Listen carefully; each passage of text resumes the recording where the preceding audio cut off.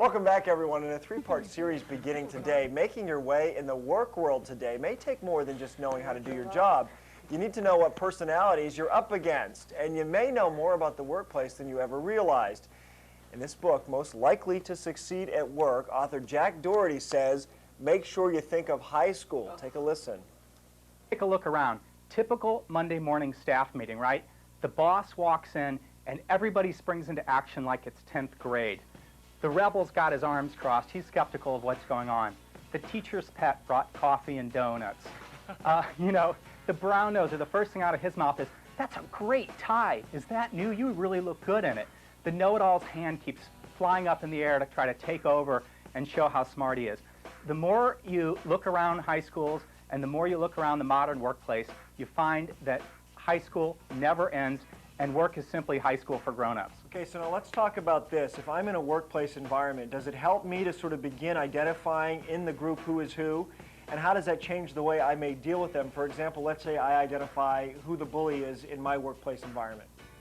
Well, one of the real skills that effective communicators have is they don't have a one-size-fits-all strategy. In other words, one of the things you need to understand is who you're talking to. In our book, we looked at about 24 different types of people that we saw not only in high school, but that transferred over to the workplace. So we saw the rebel, the jock, the bully, the loner. And then in the bottom of the class, we had people like, again, the bully, the know-it-all, the cheater. So let's talk for a minute about somebody like the bully. We've all worked with them, and God forbid, some of us have even worked for one. And there's a couple strategies we talk about to manage a bully. One of the first things you want to do is recognize that bullies are all about being bulldozers. They run over you. They're usually rude. They're usually arrogant. They're usually obnoxious. Our advice is parent the bully. Talk to them like they're 6 years old. Lower your voice. Talk slowly. Force them to have to slow down. If you're excruciatingly polite, it frustrates them. When you look at how they send emails with a lot of capital letters and exclamation points, when you look at their voicemails, which are barking and fast-paced, you just slowly take them on and stand up to them and recognize that in 10th grade they might have punched you in the nose, but they can't hit you at work. So as long as you have the courage to stand up, you're going to survive. And coming up here tomorrow, how to recognize how you are perceived in the workplace classroom and how to begin making important changes, a reputational makeover of sorts. The book is Most Likely to Succeed at Work, How Work is Just Like High School. The authors, Jack Dougherty and Wilma Davidson. Now we want to give you a free copy. Email us with a workplace bully story. The first few entries will get a copy of Most Likely to Succeed at Work, and send your address, please, or we can't send you the book. So your workplace story, dailybuzz.tv, of a bully, as well as your address, and we'll send you out a free copy of the book.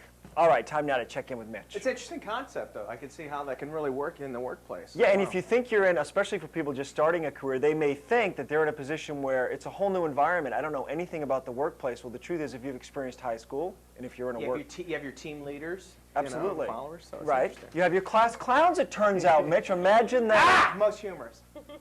I will fight to the end until I get that title. Hey, you guys, you all know... Welcome back to the Daily Buzz and our continuing series on making your way in the workplace. We take a closer look at recognizing your strengths and weaknesses. Now, Most Likely to Succeed at Work is a new book that maps out the various personalities in the workplace, drawing an analogy between the workplace and high school. So are you the jock, the teacher's pet, the class clown? Well, author Jack Dougherty offers tips on how to make the best of who you are. One of the main premises of our book is, number one, know thyself. We really challenge readers to go through the archetypes and find out who they are. And the second thing is to figure out how to give yourself what we call a reputational makeover. I mean, what you want to do is look at the best traits of people that are your opposites. So let's take, for example, somebody who's an underachiever. The underachiever typically is somebody who has a lot of charisma and is usually pretty bright, but is undisciplined and unfocused and unmotivated in some cases. So if you're an underachiever, we say take a look at that. Recognize your strengths, but look at your weaknesses and find your opposite. The opposite of an underachiever, obviously, is an overachiever. So take a look at somebody like an A student. What are they doing right? First of all, they ruthlessly prepare. they're focused, they're disciplined, they do their homework. And when all of a sudden you have the underachiever's charisma that meets with the A student's preparation, you have a successful worker. Yeah, and in keeping with your analogy, you offer just some general, you're calling them school rules, and these are things that people in any work environment can sort of keep in mind as they interact with people in the workplace. What are those school rules? The most important one, number one, play nice. Now, this is common sense, but Ron, it's not common practice.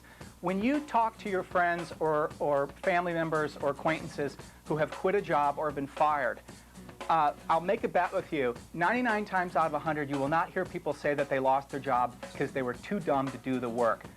It's not a competency problem usually, it's a people problem. The number one reason why people leave their jobs is they don't get along with their boss or coworkers. The second rule we talk about is you have to figure out how to fit in. Every company, whether, I don't care if it's a pizza parlor or the world's largest corporation, every company is really good about communicating what the values are, what the culture's about. And if you want to succeed there, you've got to figure out how to fit in. You've got to listen to the cues that you're hearing. You've got to pay attention to the wardrobe. And if you comply with these things and you feel comfortable, you're going to feel like you're among your people. If it doesn't fit, you're going to feel like a conformist and you're going to be uncomfortable. And our advice to you is keep looking until you find your people, till you find a place where you belong. Yeah, I like the quote. And coming up book, tomorrow, the conclusion of our series. In the meantime, we are giving away copies of How to Succeed at Work. You can email us with a story about the class clown in your office. Are they annoying, or does their comedy make the workplace a better place to be? Be sure to send along your address so we can send you the book, Daily Buzz, buzz@dailybuzz.tv. Speaking of class clowns, Mitch, it's really interesting how this book breaks down the personalities, and they talk about the strengths of the class clown, the weaknesses, how to deal with a boss who's a class clown, how to deal with a coworker. The strengths of a class clown, Mitchie. Well, you're supposed to start off with the weaknesses first and then give 5 good things. Oh, really? But go ahead and give me the strengths. Now we're getting the rap. So give me the strengths. Using humor to open doors. Sure, The humor allows people to sort of like get to know you, feel connected with you. It brings down walls. It's kind of an icebreaker. One of the weaknesses, appearing one-dimensional. You don't want people to think you're just funny. You want them to take you seriously in the workplace as well, which may not have been something you have to contend with in high school if you're the class clown. You're not a one-note funny guy. He's not. That's why we love our Mitchie. Still to come here this morning. NASA leaders are bracing themselves for a storm of criticism today as the final report on the Columbia disaster is released. We're back in just a moment. Stick around. Welcome back to the Daily Buzz. Today we wrap up our series on how to succeed at work. The book, Most Likely to Succeed at Work, contends that the workplace is just like high school, and in many ways your high school persona, whether you're the jock, the class clown, the teacher's pet, may be following you and holding you back. Well, today, author Jack Dougherty talks about breaking out of the mold. I like the quote in the book, and it sort of is a general theme that runs throughout. It's never too late to become what you might have been. Do you think that people get caught up in thinking that their reputation from high school follows them, that they'll never break out of that class clown mold, and that will always follow them? Absolutely. I mean, I think one of the things that we've discovered is that your high school reputation haunts you forever if you want it to and if you let it. I mean, I think a great example of somebody who had a reputation that they took action on is our president. I mean, when you look at George W. Bush, he had a reputation as a party animal and an underachiever. And all of a sudden, over the course of his life, he's changed his act, and he's turned into a class president who's a pretty bold individual and has a lot of the traits of the go-getter today. Yeah, that's a good point. I mean, despite what you may think of his politics, to look at where he's come from and how he has sort of taken his strengths and turned it around with some hard work does make a lot of sense to people. Jack Dougherty, the book is Most Likely to Succeed at Work, How Work is Just Like High School. Thanks for the pointers this morning. We appreciate it, and best of luck to you. Thanks, Ron. All right, Jack. Well, we still have some copies of the book to give away. Send us an email to buzz@dailybuzz.tv. The first few people to email us this morning will get a copy of the book.